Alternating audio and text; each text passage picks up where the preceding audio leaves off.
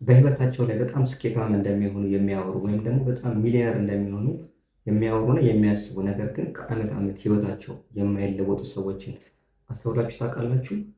በጣም ብዙ እቅድ ያቅዳሉ። በጣም ብዙ ድሪም አላቸው። በጣም ብዙ የተለጠጠ የሆነ ኤም ወይም ደግሞ ግብ ነው ያላቸው። ግን በሆነ ምክንያት የሚለወጥ ነገር የለም። ምናልባት እንደዚህ አይነት ሰዎችን እናውቃለን፣ ወይም ደግሞ እኔ ወይ አንተ ልንሆን እንችላለን፣ ያ ሰው ማለት ነው። የሚገርመው ነገር እንደነዚህ አይነት ሰዎች ስንፍና ይዟቸው አይደለም፣ ወይም ደግሞ ሰነፍ አይደሉም በተፈጥሮ። ነገር ግን አይምሯቸው አክሽን ከመውሰድ ወይም ደግሞ ድርጊት ከመፈጸም ይልቅ ፕላን በማድረግ ድሪም በማድረግ በማለም በጣም ቢዚ የሆነ ወይም ደግሞ አዲክትድ የሆነ ስለሆነ ነው ማለት ነው። ሰላም ፈይሰል እባላለሁ። በዚህ ቪዲዮ ላይ አራት ዓመት እኛ ባለንበት ሁኔታ ላይ ወይም ደግሞ ባለንበት ኮንዲሽን ላይ እንድንቆይ የሚያደርጉ መሰናክሎችን እንመለከታለን። አብራችሁን ቆዩ። የመጀመሪያው ፌክ ሪዋርድ ወይም ደግሞ የውሸት የሆነ ሽልማት ነው። ልክ ሰክሰስን ስናስብ ወይም ደግሞ ልክ እንደተሳካልን አድርገን ስናስብ አይምሯችን ውስጥ ምን ይረጫል? ዶፓሚን ወይም ደግሞ ደስተኝነት ስሜት ይሰማልን። ሜቢ ስለ ሰውነታችን ቢውልድ መደረግ እናስባለን፣ ወይም ደግሞ የሆነ ሰክሲድ አድርገን የሆነ ነገር እናስባለን። ነገር ግን ምንም የተለወጠ ነገር የለም። ሰደንሊ ግን አይምሯችን ምን ያስባል? የሆነ ፕሮዳክቲቭ እንደሆነ አድርጎ ያስባል። ሶ አክሽን ከመውሰድ ይልቅ የሚደሰተው በምን? ድሪም በማድረግ። ሶ አይምሯችን በማድረግ ፋንታ ማሰብን ይተካል። ሁለተኛው ፖይንት ደግሞ ፍርሃት ወይም ደግሞ ፊር የምንለው ነገር ነው። አስሎንጋስ እቅዳችን ወይም ደግሞ ድሪማችን አይምሯችን ውስጥ እስካለ ድረስ ኢትስ ፐርፌክት፣ በቃ ልክ ነው፣ እኛን የሚተቸን የለም፣ እኛን ወድቀን የሚያይን ሰው የለም። ነገር ግን የሆነችን ስቴፕ ወይም ደግሞ የሆነችን እርምጃ ስንራመድ ነገራቶች ትንሽ ከፍ ዝቅ ወይም ደግሞ የመዝረክረክ ሁኔታ ይኖራቸዋል። ሶ አይምሮ ምን ይለናል? ኖ ድሪም እያደረግ ጠብቅ፣ ትንሽ እቅድህን ሰፋ አድርገው ወይም ደግሞ ይህን አለም ይላል። ምክንያቱም አይምሮአችን የሚፈልገው ኢጓችንን መጠበቅ፣ ፕሮቴክት ማድረግ የሚፈልገው ኢጓችንን ነው፣ አሁን ያለንበትን ነገር ማለት ነው። ሶስተኛው ደግሞ ምንድን ነው? ራይት ታይም ወይም ደግሞ ትክክለኛውን ጊዜ መጠበቅ የምንለው ነገር ማለት ነው። ሰዎች እንዲህ ሲሉ ትሰማላችሁ፣ ቀጣይ ወር እሰራለሁ፣ ቀጣይ ነገራቶች ሲስተካከሉ ይሄን አድርጋለሁ፣ ላይፍ ኢዚ ሲሆን ይሄን አድርጋለሁ። ነገር ግን ላይፍ ኢዚ አይሆን፣ ላይፍ እየቀለለ አይሄድ። ይህን እናውቃለን።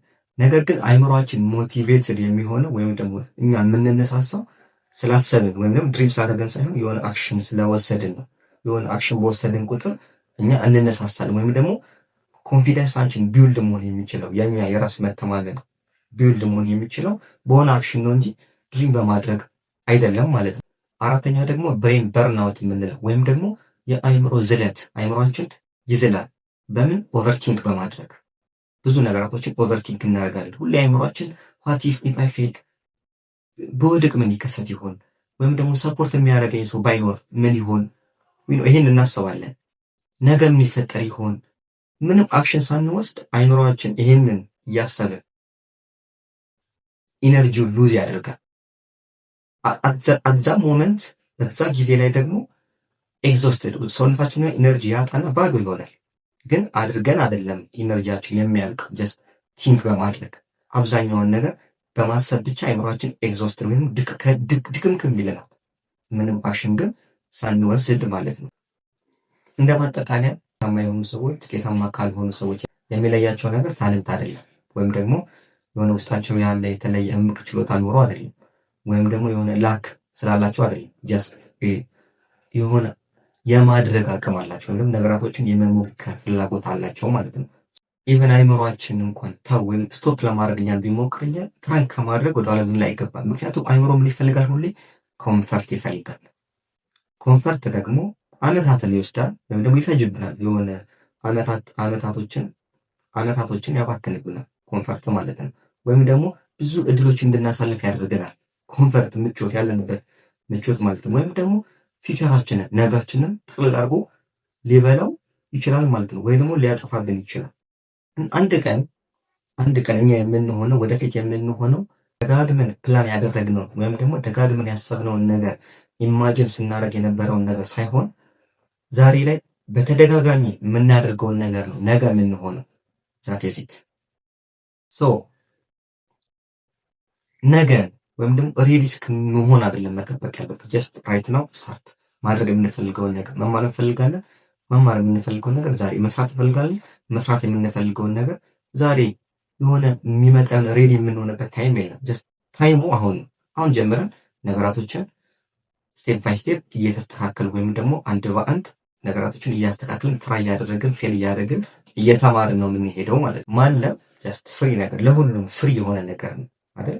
ማንም ተነስቶ ማሰብ ይችላል። ግን ሪያሊቲ መኖር ወይ ደግሞ ያሰብነውን ነገር መኖር ግን የሆነ ዋጋ የምንከፍልበት ነገር ነው። የሆነ ዋጋ የሚያስከፍል ነገር ሶ ስታርት አሁን ይጀምር።